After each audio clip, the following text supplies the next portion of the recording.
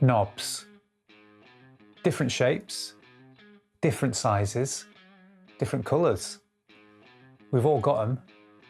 We all love them.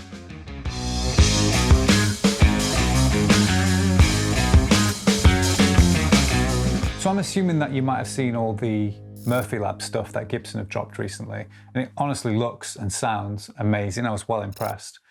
It can sound a bit strange, but one of the things that caught my eye straight away were the knobs. Now, I like a good knob as much as the next guy, which is why I put these reflector knobs on my Les Paul a couple of years back with the pointers. These were about 10 quid.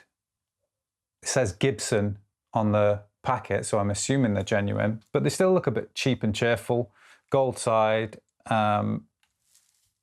reflective mirror tops, but they're kind of like hazy and a little bit like brushed circles. The Murphy Labs ones looked relict on the edges with like a mirrored top.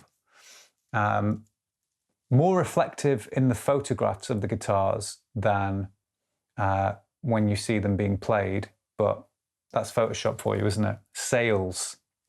Anyway, I hunted around everywhere, and the cheapest I could find genuine sort of 50s, 60s reflector knobs was on Reverb, and they were 200 quid.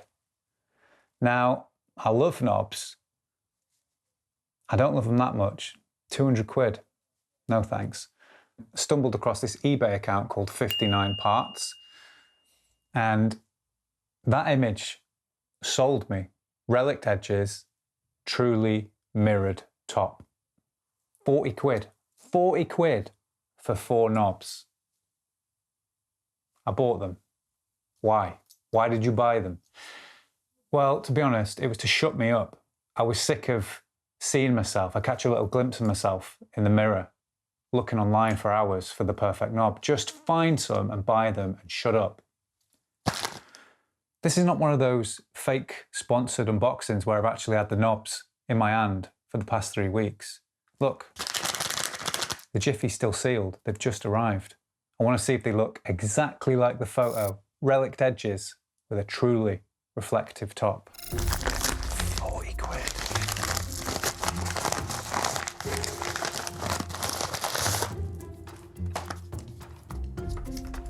£40 for that? You having a laugh? It's that weird moment of truth, in it, where you buy something and it comes in absolutely terrible packaging. It's either crap or brilliant. We're hoping for the latter. Bubble wrap.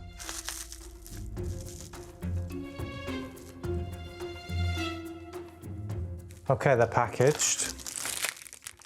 Nice little 59 Parts logo in there. They're a lot better. They were worth it. So you can see here that the front of them,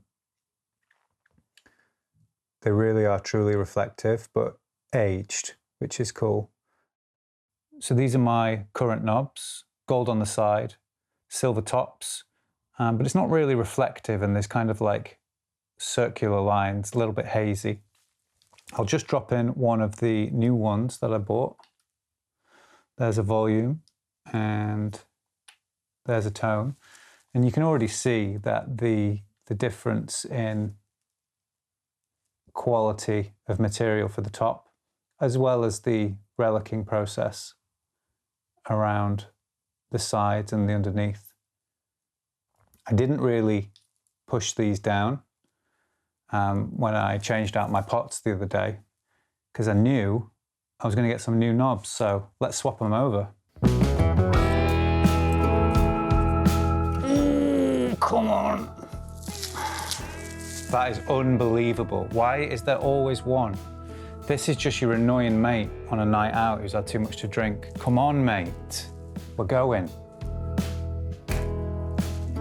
Arsehole. Absolute arsehole.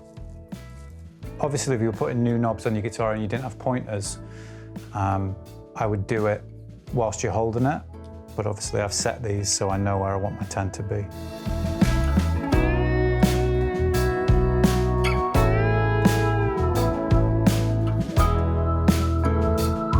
There we go. I think they look really cool. for 40 quid, a little treat to yourself.